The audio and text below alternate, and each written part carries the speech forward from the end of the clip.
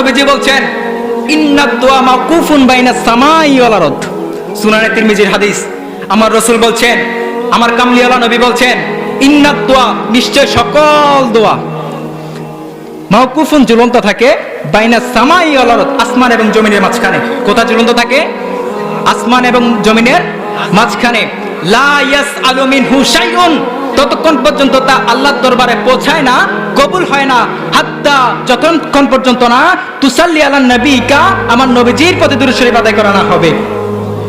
তার মানে এই হাদিস দ্বারা বোঝা গেল ইবাদত কবুল হওয়ার জন্য এক নাম্বার শর্ত হচ্ছে আমার নবীজির প্রতি দুরূদ শরীফ আদায় করা।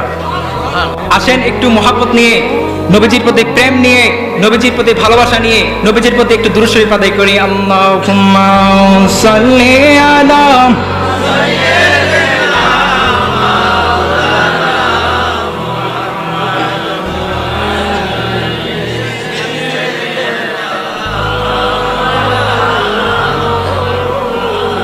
अजब रंगे पड़े बहारे मदीना के सब जन्नती है निसारे मदीना। अल्लाहुम्मा